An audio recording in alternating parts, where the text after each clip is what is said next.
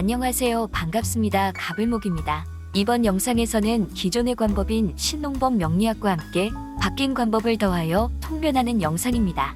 저의 개인적인 호기심과 앞으로의 행방도 궁금하기에 이 사주의 주인공을 관찰해왔습니다.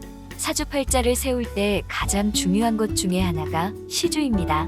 생년월일은 알아도 태어난 시간을 모르는 사람들이 제법 많습니다.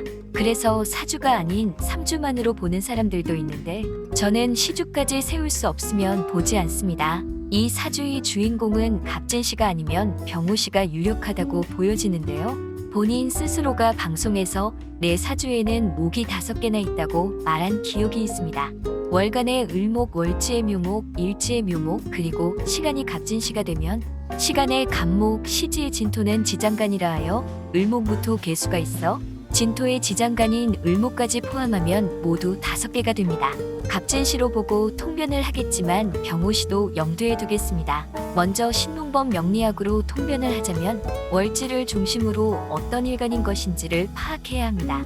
월지는 태어난 계절이며 일간은 태어난 목적과 의무가 있습니다. 인묘진월은 사계절 중에 봄에 해당합니다. 묘월인이 봄에 태어났고 일간이 정화인데 정화의 상징성은 모닥불로서 경금을 만나 경금을 재련하는 것이 목적이여 의무입니다. 이러한 목적과 의무를 정용신이라 합니다. 이 사주는 태어난 계절은 봄이지만 대운의 흐름으로 봄에서 겨울로 그리고 가을로 흘러갑니다. 모닥불의 계절이 바로 가을과 겨울입니다. 사주 전체의 모습을 보면 연주는 조상인데 개축이라는 글자입니다.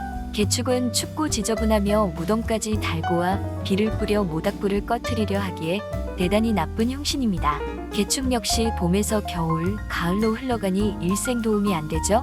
이런 식으로 조상복이 나쁘니까 초자연적인 어떠한 행위를 하자고 겁을 줄 수도 있죠.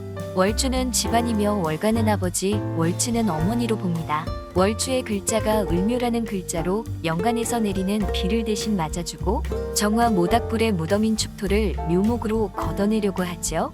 봄날의 정화는 기운이 약하여 모닥불로 보는데 봄은 갑을목이 성장해야 하니 모닥불인 정화를 쓰지 않습니다.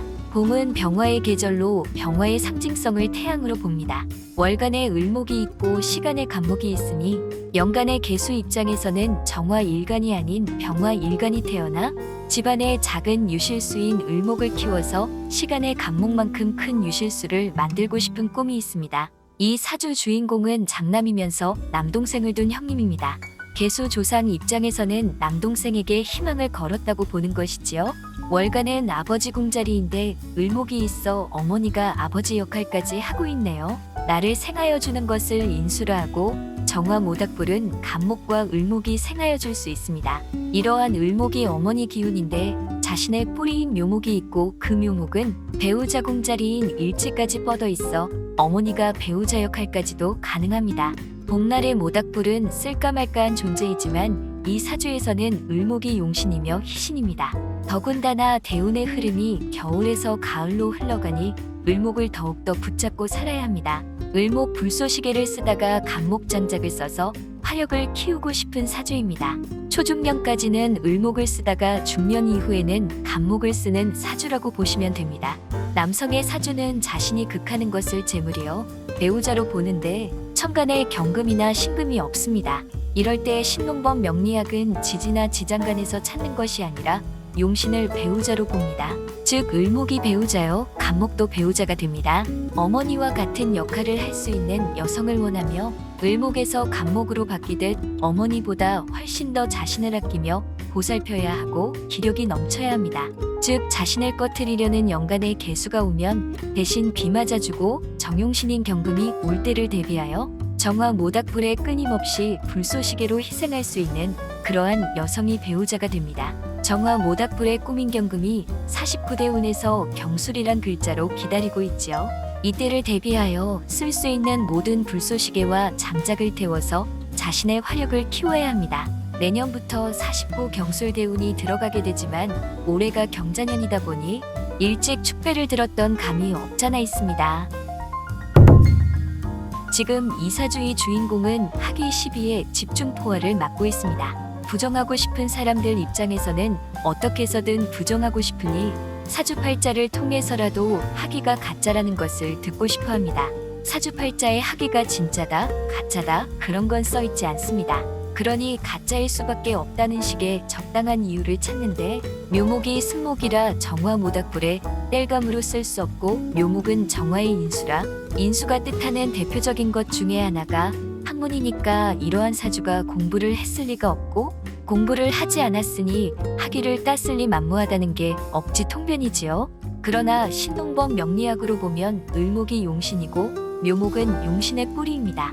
순목은 물기를 머금고 있기에 모닥불에 들어가면 모닥불에 연기가 납니다. 즉 눈물이 날 정도로 열심히 공부를 했다고 통변해도 아무런 이상이 없습니다. 환경이 어려웠지만 어머니의 뒷바라지에 눈물이 날 정도로 감사함을 느낀다고 통변을 해야지요. 보고 싶은 대로만 보고 믿고 싶은 대로만 믿는 사람들에게는 아무런 소용이 없습니다. 열심히 공부하는 사주인 것은 맞지만 열심히 공부한다고 학위가 주어지지는 않습니다. 알 수 없는 것을 맞다 아니다 한다는 것이 얼마나 가소롭습니까? 그리고 고의로 시주를 정미시로 잡은 것을 보니 대운과 세운에서 오는 술토와 축토를 끌어들여 축술미 삼형살로 엮어서 감방에 집어넣고 싶은 마음이 얼마나 간절한지 내비치고 있네요. 신동법 명리학은 신살론을 일절 쓰지 않습니다. 감방 갈 범죄를 짓지 않았다면 가지 않을 것이고 지었다면 갈 것입니다. 대부분 걱정스럽고 불안하여 사주를 보는 경우가 많은데 학위가 진짜인 것이 두렵고 감방 가지 않을까봐 무서운가 봅니다. 저는 학위가 진짜인지 가짜인지 감방 가는지 안 가는지 모릅니다. 그딴 식의 사주 명리학은 때려치운 지 이미 오래이지요. 코에 걸면 코걸이, 귀에 걸면 귀걸이 짓을 언제까지 하는지 답답합니다. 신동법 명리학은 이 정도로 마무리하고 바뀐 관법으로 보겠습니다. 을목의 공부는 자기 자신의 관심사 위주의 흥미로운 공부가 되고 간목의 공부는 대중적으로 인정받아 보장이 확실한 공부가 됩니다. 여기서 갑을목을 모두 조화롭게 쓴다면 겉표면으로는 학위를 따서 사람들에게 인정받고 직업적으로도 보장을 받으며 속으로는 호기심을 자극하여 자신이 하고 싶은 연구나 공부를 할 수 있습니다.